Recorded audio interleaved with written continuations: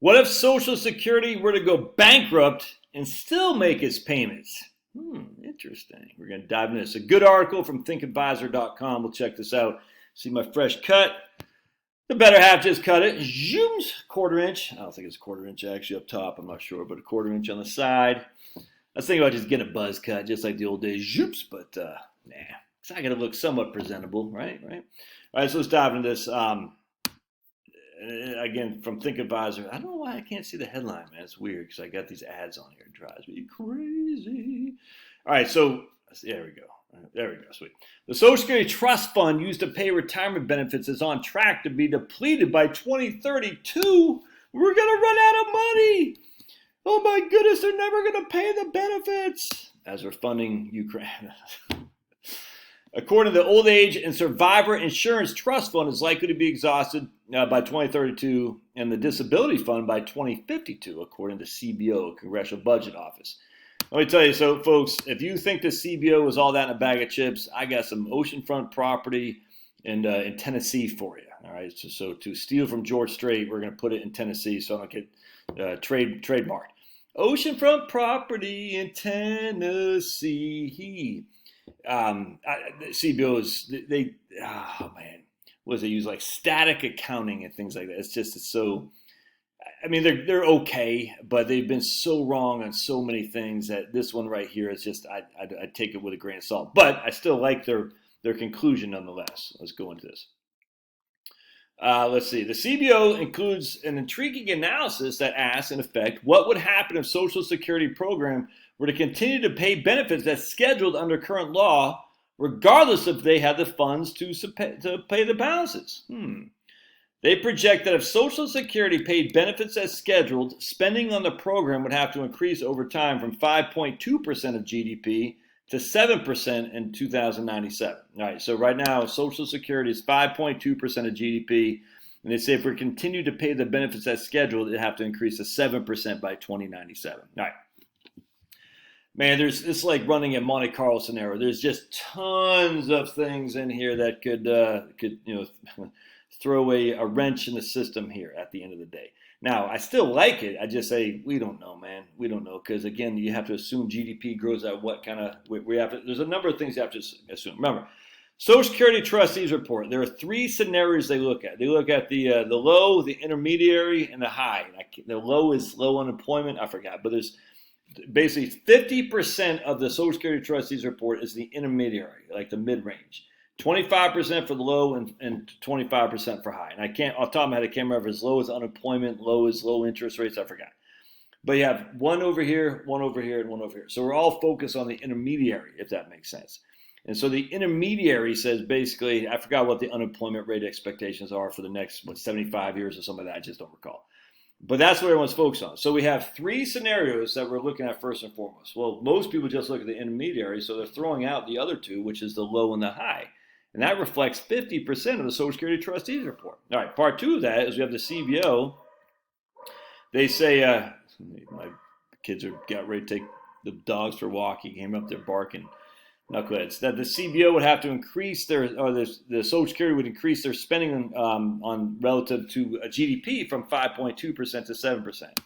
We have no clue what the increase in GDP is going to be. We have so we can assume something. It's 100%, but this is all just speculation. Doesn't mean it's bad. It's pure speculative. We don't know. And I'm going to show you some reasons to be a little bit negative actually here in just a second. As the CBO report explains, under current law, revenues dedicated to Social Security would remain about 4.6%. All right, so that simply means we're not increasing the revenues. But yet the GDP would have to, the spending as percentage of GDP would go from 5.2 to 7%. So a significant deficit there. As such, the funding of full benefits would need to come from someplace. So we're not making enough money to pay the bills. Where's the money come from?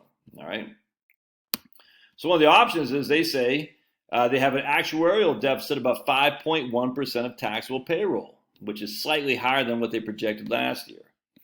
So the federal government could pay the benefits prescribed by current law through 2097 if payroll taxes were raised immediately and permanently by about 5.1 percentage points. All right, so that's 2.5% on each side for the employee and for the employer. All right, and this is where the CBO makes a big mistake, in my opinion. All right, so that would, let's see. So it increased the payroll from 12.4, so we both pay 6.2 now. You pay 6.2 and your employer pays 6.2 to 17.5.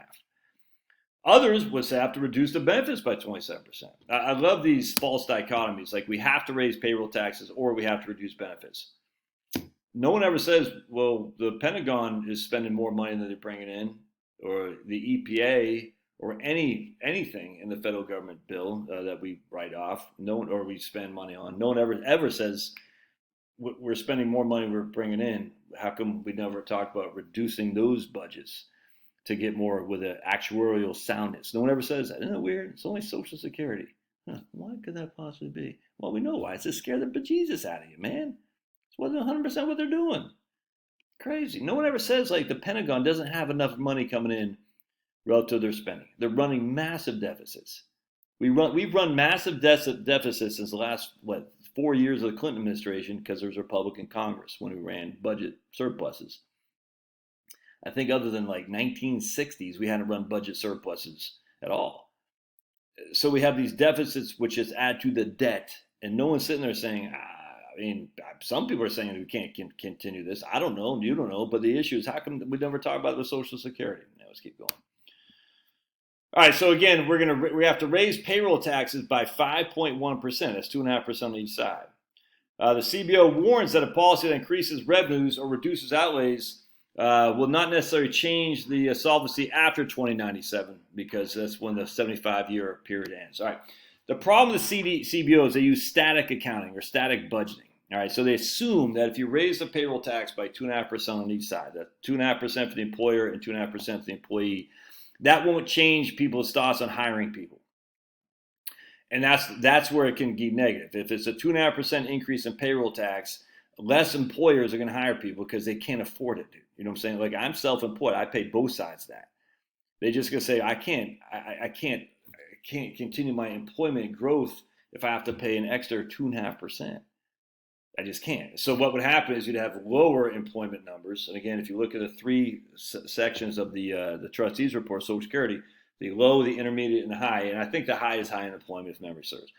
Well, is the CBO then saying if we increase our payroll tax, thus inherently reducing revenue to a business, inherently it's going to have less employees, which would be on the high end of the Social Security trustees report on employment numbers, which makes it worse. You have less employment, you have less people paying payroll tax. You see what I'm saying? So the solution is simply, we got to start with a 50 basis point increase in payroll tax. Just do that right now. Right now, say 50 basis points. You pay half, Josh. 1/2 of 1%, and Josh, the Heritage Wealth Planning employer, will pay another 1/2 of 1%. You can't kick it all at one fell swoop at 2.5. You just can't. And he says, well, in 2098, and we'll have to worry about 2098 later, dude. We got to worry about the next 20 to 30 years. That's what we need to worry about. And so right now, we're solving until 2032. That gives us 10 years. Maybe 2033, maybe 2031. We don't know. No one knows. It always changes every year because we don't know what the numbers are going to be.